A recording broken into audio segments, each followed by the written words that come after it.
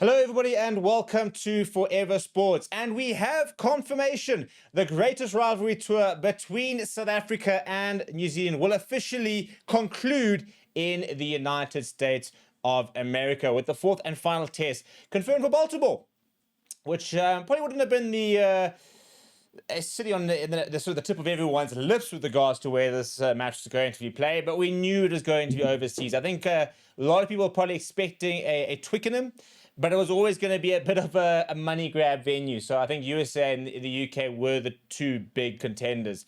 And it has officially been confirmed for the USA.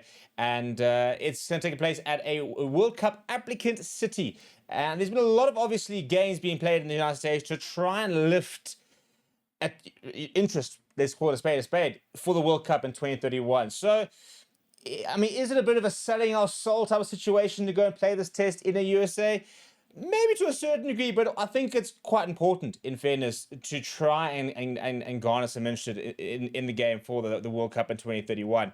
Whether or not you agree with it being there, whether or not you think it's a good decision, the World Cup is going there. And I think a game like this, for example, is such a good one to be able to use as, in inverted commas, an exhibition of the game. It is a little bit sad, I think, that such a big tour is going to conclude into a city where there's just not going to necessarily be the crowd that's going to have that understanding, really, of the rivalry. You know, even at Twickenham, for example, lots of overseas Saffers. It would have been a reasonable All Black support. It would have been a good neutral venue. It has been done before, obviously, but it would have been a good neutral venue. Now we're going to go to the USA. Time zones will be interesting as well. New Zealand have played quite a bit in the USA. They obviously played Ireland, Chicago ×2. The Springboks also obviously playing that game against Wales and Washington, where we lost. So, yeah, it'll be nice for us to get back to USA and hopefully get a better result. But before we get into the press release, please do smash a like on the video. Please do subscribe to the channel as well. So, we got this a little bit saying the Rugby's greatest rivalry heads stateside, and confirmed that the historic fourth and final test in the series will take place in Baltimore, Maryland, at the iconic NFL's Baltimore Ravens Stadium, which is the M&T Bank Stadium.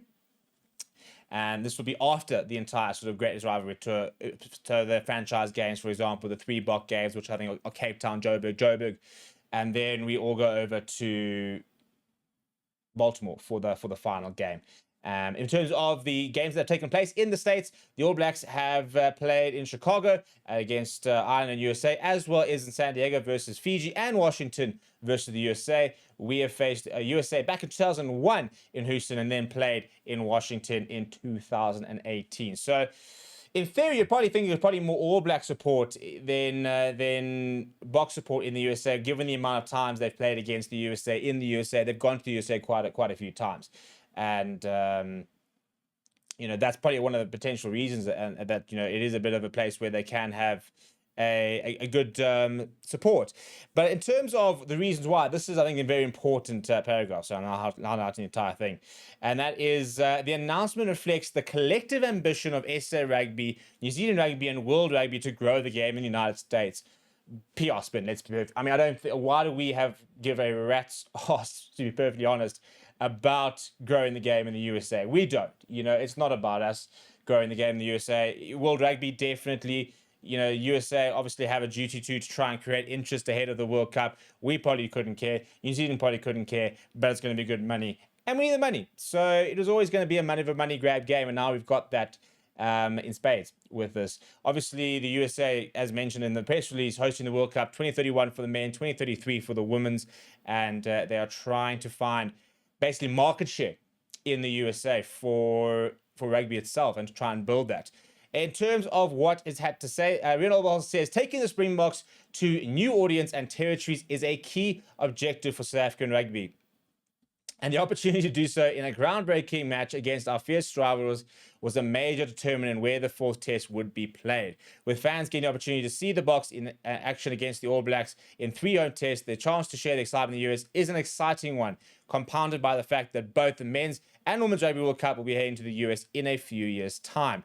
While the All Blacks have played in the USA often in the past, The Boks have only played there twice this millennium, and we're very excited to take them to Baltimore and engage with a developing rugby ecosystem. Then there's a quote from CEO of New Zealand Rugby, Steve Lancaster, interim CEO, saying, having the opportunity to once again play in the US less than a year after our last game is exciting. It'll mark the 4th time the team has played in the US in 5 years. So it's great to be in another new city to show sports fans the spectacle and excitement for rugby. And it is a 71, in terms of the stadium, by the way, in case you're interested, it's a 71,000 seater. Let's hope they can sell all those 70. And look, to be fair, 71,000 would probably be the highest attendance ever in a game between these two, were it not for the game that's about to take place in Soccer City. So we'll probably have some attendance records broken between the two players, given the fact that the two teams that we're going to play at F&B Stadium, and then we're going to go up to the States and play in a pretty big stadium as well. And in terms of, this is actually a quote that came from the Ravens president, saying the All Blacks Springboks rivalry is one of the most iconic matchups in international rugby. Not one of, it is the most iconic matchup. And we're thrilled to host these legendary teams at M&T Bank Stadium. Our incredible partnership with the state of Maryland, including support for our ongoing stadium renovations, has helped position M&T Bank Stadium as a world-class venue. As one of a handful of premier global sporting events, this rugby match underscores our shared commitment to bringing world-class experience to Baltimore. And that is on, by the way, the 12th of September, which is literally a week after the game at the FNB Stadium. So, yeah, it's again, it is what it is. I think at the end of the day, is it the most iconic venue to end this tour? No. Is it going to do a lot for the game? Let's hope so. Let's hope so.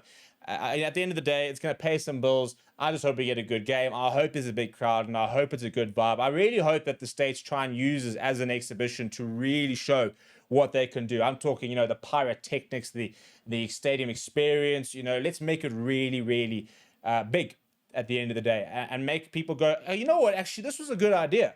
That's what I want to be. I'm hoping I'm going to be pleasantly surprised.